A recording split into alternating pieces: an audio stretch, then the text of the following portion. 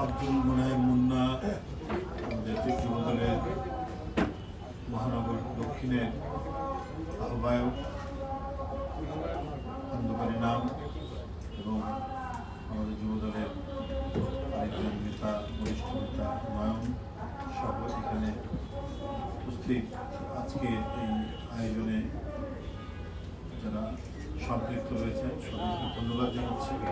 আর বিগত আন্দোলনে যে সমস্ত পরিবার ক্ষতিগ্রস্ত হয়েছেন, যে সমস্ত পরিবারের সদস্যরা আন্দোলন সংগ্রাম করতে গিয়ে শরীরে গুলিবিদ্ধ হয়েছেন বা অনেকে পৃথিবী থেকে চলে গিয়েছেন, সেই সব পরিবার যারা এখানে উপস্থিত আছেন তাদের সকলকে আমি আমার অন্তরের অন্তঃস্থল থেকে আমার সমবেদনা জানাচ্ছি।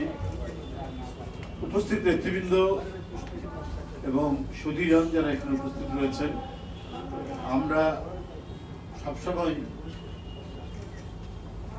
যে বিষয়টি করি দলের পক্ষ থেকে, বিএনপি এবং এর যে অঙ্গ সংগঠন, যুব দল বা অন্যান্য অঙ্গ সংগঠন যেগুলো রয়েছে, দেখেছেন আমরা যেমন গণতন্ত্র ফেরানোর জন্য, মানুষের কথা বলা ফেরানোর জন্য, অধিকারহারা মানুষের অধিকার ফেরানোর জন্য যেমন লড়াই করেছি, তেমনি ছুটে গিয়েছি কি ঝড়, কি জলোচ্ছ্বাস, কি বন্যা, কি করোনা, অসহায় মানুষের পাশে ফিরে গেছে এই সমস্ত সংগঠন।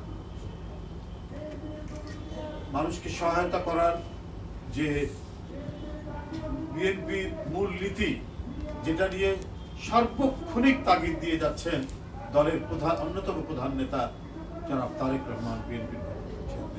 এই কারণে একসময় যখন আমরা প্রতিদিন পুলিশ আমাদের গ্রেপ্তার করছে, মিথ্যা মামলা দিচ্ছে, গুলি করছে, হয়রানি করছে, এই আতঙ্কের মধ্যে আমরা থেকেছি। এখন শেখ হাসিনার পালানোর পর প্রতিনিয়তই আমাদের কাজ হচ্ছে যে যারা আহত, যারা নিহত পরিবার, যারা ক্ষতিগ্রস্ত পরিবার, দুস্থ পরিবার, এই রাজনীতি করতে গিয়ে তাদের পাশে দাঁড়ানোর প্রচেষ্টা। একদিকে বিএনপির পক্ষ থেকে আমরা বিএনপির পরিবার, তেমনি অন্যান্য অঙ্গ সংগঠন, আজকে দেখুন জাতীয়তাবাদী যুবদল, তারা নিজের উদ্যোগেও আজকে সাধারণ মানুষ, অসহায় মানুষ এবং আন্দোলনে আহত এবং নিহত পরিবারদের পাশে তারা দাঁড়াচ্ছে। আমি তাদের এই মহতী উদ্যোগকে আমি আন্তরিক ধন্যবাদ জানাই, আমি কৃতজ্ঞতা জানাই যে একটি রাজনৈতিক দল জনগণের কাছে জনপ্রিয় হয় তার সমাজ সেবামূলক কাজের দ্বারা, মানুষের প্রতি কল্যাণমূলক কাজের দ্বারা, অন্য কোনো কাজের দ্বারা কখনই জনপ্রিয়।